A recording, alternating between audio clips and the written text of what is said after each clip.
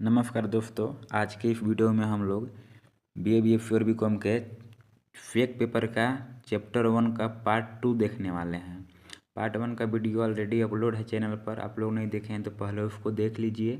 उसका है ये सेकेंड भाग है, फिर इस वीडियो को देखिएगा। ठीक है, इसमें सारा नोट्स मिलेगा।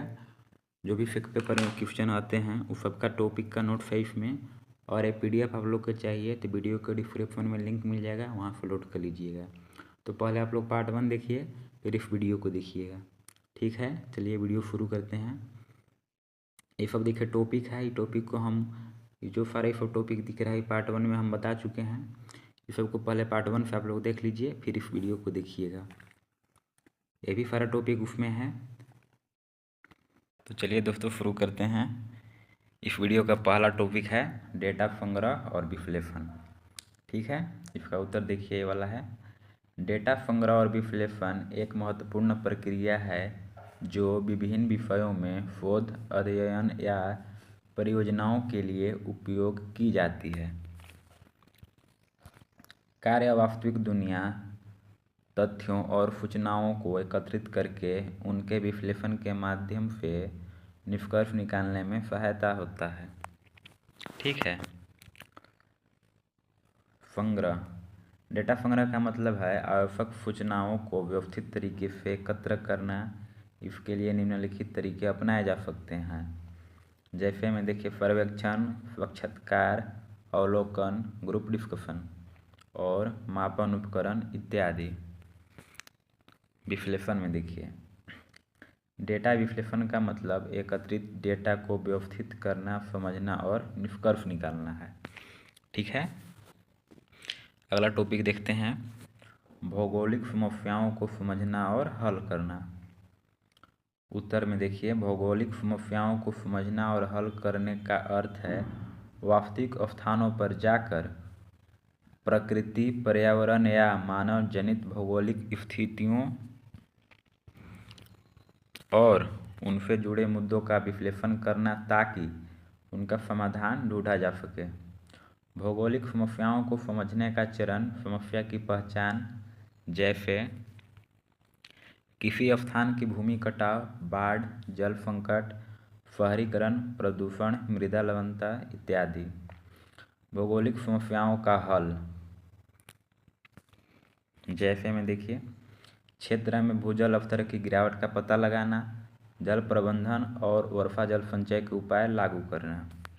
ठीक है, दूसरा उदाहरण देख लेते हैं, मृदा लवणता का पता लगाना और पानी की उचित निकास, निम्न लवणता वाला जल से सिंचाई, रसायन का कम उपयोग, हरी खाद का बढ़ावा देना इत्यादि।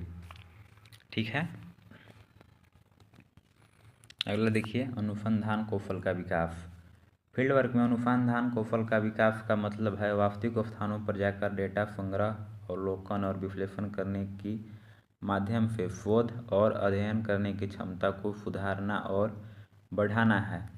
यह कौशल किसी भी क्षेत्र में अनुसंधान को गहराई, सटीकता और व्यवहारिता प्रदान करता है। ठीक है। उम्मीद है कि वीडियो समझ में आ रही होगी। वीडियो को लाइक कीजिए, आप लोग अपने दोस्तों के साथ शेयर भी कर दीजिए ताकि उन लोग भी देखें। देखिए अगला टॉपिक है स्थानीय भिन्नताओं का अध्ययन। इसका उत्तर देखिए है, स्थानीय भिन्नताओं का अध्ययन का मतलब है किसी क्षेत्र की प्रकृति, सामाजिक, आर्थिक और सांस्कृतिक विविधताओं को समझना और उनका विश्लेषण करना। यह अध्ययन भौगोलिक और क्षेत्रीय समस्याओं के समाधान और क्षेत्रीय विकास योजनाओं को बनाने में मदद करती है। ठीक है। स्थानीय भिन्नताएं देखिए, भौगोलिक भिन्नताएं में जलवायु, स्थलाकृति, मिट्टी, वनस्पति। सामाजिक भिन्नताएं में देखिए जनसंख्या संरचना, शिक्षा स्तर, जीवन शैली। ठीक है। आर्थिक भिन्नताएं में देखिए कृषि, उद्योग, व्यापार और सेवाएं। सांस्कृतिक भिन्नताएं में देखिए भाषा, धर्म, परंपराएं, रीति रिवाज। अगला टॉपिक देखिए स्थानीय संस्कृति और सामाजिक संरचना की समझ। इसका उत्तर स्थानीय संस्कृति और सामाजिक संरचना की समझ का मतलब है किसी क्षेत्र में निवास कर रहे समुदायों की संस्कृति, परंपराओं, सामाजिक संबंधों और उनकी जीवन शैली को गहराई से जानना और विश्लेषण करना है। यह समझ शोधकर्ताओं, नीति निर्माताओं और समाज सेवकों को स्थानीय लोगों की वास्तविक समस्याओं और ज़रूरतों को समझने और समाधान देने में मदद करती है। स्थानीय संस्कृति देखिए, जैसे में भाषा, धर्म, रीति रिवाज, त्यौहार, खान पान और पहनावा, ये सब स्थानीय संस्कृति है। ठीक है। सामाजिक संरचना में देखिए, सामाजिक वर्ग, जाति, लिंग, परिवार की संरचना, समूह और संस्थाएं। ठीक है। अगला टॉपिक देखिए, भविष्य की योजना बनाने में सहायता। इसका उत्तर, फील्ड वर्क में भविष्य की योजना बनाने में कई तरह से सहायता मिल सकती है, जैसे वास्तविक जानकारी का संग्रह। इसके अंतर्गत देखिए क्या है, फील्ड वर्क से वास्तविक स्थिति, समस्याओं और अवसरों के बारे में गहरी जानकारी मिलती है, जिससे भविष्य में सही निर्णय लेने में सक्षम होते हैं। आवश्यकताओं का मूल्यांकन में देखिए, फील्ड वर्क से यह समझ सकते हैं कि समाज या किसी क्षेत्र में किस तरह की ज़रूरतें, जिससे भविष्य में योजना को सही दिशा दिया जा सके। साक्षात्कार में और सर्वेक्षण में देखिए, समाज के किसी विशेष वर्ग या समूह से संबंधित योजना बनाते समय फील्ड वर्क में सर्वेक्षण और साक्षात्कार से लोगों की प्राथमिकताएं और ज़रूरतें समझ सकते हैं, जो भविष्य की योजना बनाने में मददगार होती है। विकास की दिशा देखिए, फील्ड वर्क से आप समझ सकते हैं कि किसी क्षेत्र में किस दिशा में विकास हो रहा है और इस आधार पर भविष्य की योजना में सुधार कर सकते हैं। ठीक है। अगला टॉपिक है भूगोल में फील्ड वर्क की नैतिकता। नैतिकता का मतलब देखिए यहाँ पे है, भूगोल में फील्ड वर्क की नैतिकता का मतलब है जब छात्र भूगोलियों या शोधकर्ताओं को किसी स्थान पर जाकर वास्तविक डेटा इकट्ठा करता है और वे इस कार्य को ईमानदारी, सम्मान और जिम्मेदारी के साथ करते हैं, तो फील्ड वर्क में नैतिकता का पालन करते हैं। ठीक है। चलिए अगला टॉपिक देखिए, पर्यावरण संरक्षण। इसके अंतर्गत देखिए, पर्यावरण संरक्षण का मतलब है जब भूगोल या किसी अन्य क्षेत्र में शोधकर्ता या छात्र किसी स्थान पर जाकर डेटा इकट्ठा करते हैं, तो उन्हें पर्यावरण के प्रति संवेदनशील और जिम्मेदार होना चाहिए। इसका उद्देश्य प्राकृतिक संसाधनों और पारिस्थितिकी तंत्र की रक्षा करना है, ताकि शोध कार्य से पर्यावरण पर नकारात्मक प्रभाव न पड़े। ठीक है। अगला टॉपिक है स्थानीय समुदायों का सम्मान।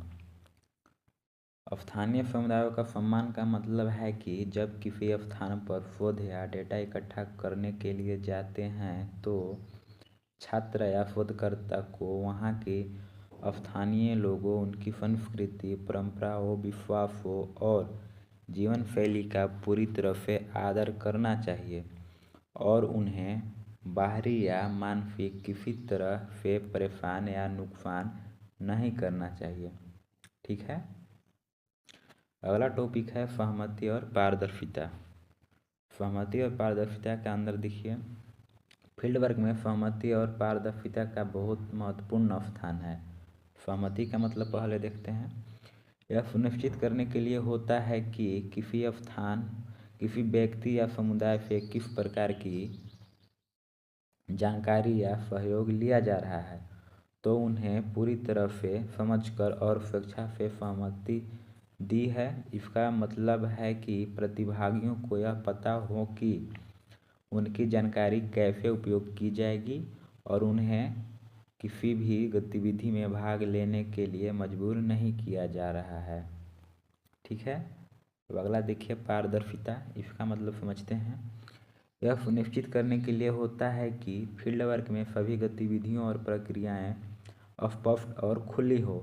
इससे यह शामिल होता है कि जो जानकारी जुटाई जा रही है या जो निर्णय लिए जा रहे हैं, वे सभी स्पष्ट रूप से साझा किए जाएं और सभी संबंधित पक्षों को सही जानकारी मिले।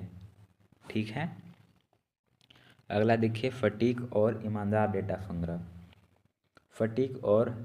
सटीक डेटा संग्रह, इसका मतलब है कि जो जानकारी या डेटा इकट्ठा किया जा रहा है वह बिल्कुल सही और त्रुटि रहित हो। इसका उद्देश्य यह सुनिश्चित करना है कि कोई भी जानकारी भ्रामक या गलत न हो। इसमें हर माप और डेटा बिंदु को सही तरीके से रिकॉर्ड करना, साक्षात्कार दौरान सही प्रश्न पूछना और किसी भी तरह के गलती से बचना शामिल है। अब ईमानदार डेटा संग्रह का मतलब देखिए, इसका मतलब यह है कि डेटा एकत्र करते समय किसी प्रकार की छेड़छाड़, झूठ या पक्षपाती दृष्टिकोण से बचना है। इसका उद्देश्य डेटा के उसके असली रूप में प्राप्त करना है, चाहे वो सकारात्मक हो या नकारात्मक। ईमानदारी से डेटा संग्रह करना और शोध या अध्ययन की विश्वसनीयता को बनाए रखने में मदद करता है। ठीक है, अगला देखिए, गोपनीयता बनाए रखने का मतलब।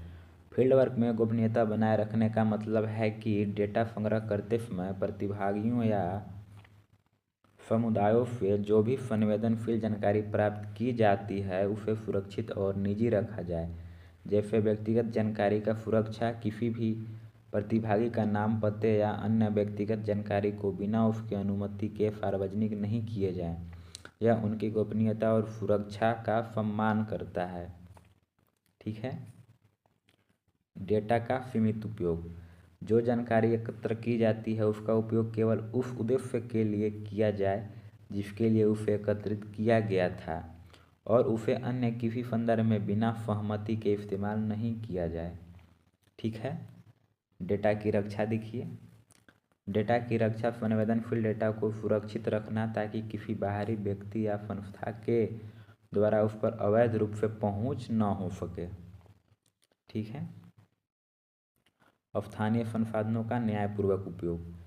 फील्ड वर्क में स्थानीय संसाधनों का न्यायपूर्वक उपयोग का मतलब यह है कि क्षेत्र में उपलब्ध संसाधनों का इस तरह से उपयोग किया जाए जिससे स्थानीय समुदायों को लाभ मिले। संसाधनों का उपयोग इस तरीके से किया जाए कि स्थानीय लोगों की ज़रूरतें और हित प्रभावित न हो, बल्कि उन्हें इसका लाभ मिले। पर्यावरण संतुलन बना रहे। इसके अंदर देखिए, संसाधनों के उपयोग से पर्यावरण पर नकारात्मक प्रभाव न पड़े और क्षेत्र की प्राकृतिक संसाधन सुरक्षित रहे। ठीक है, समानता और पारदर्शिता हो। इसमें देखिए, सभी समुदायों और लोगों को संसाधनों का उपयोग करने का समान अवसर मिले और इसमें किसी प्रकार का भेदभाव न हो।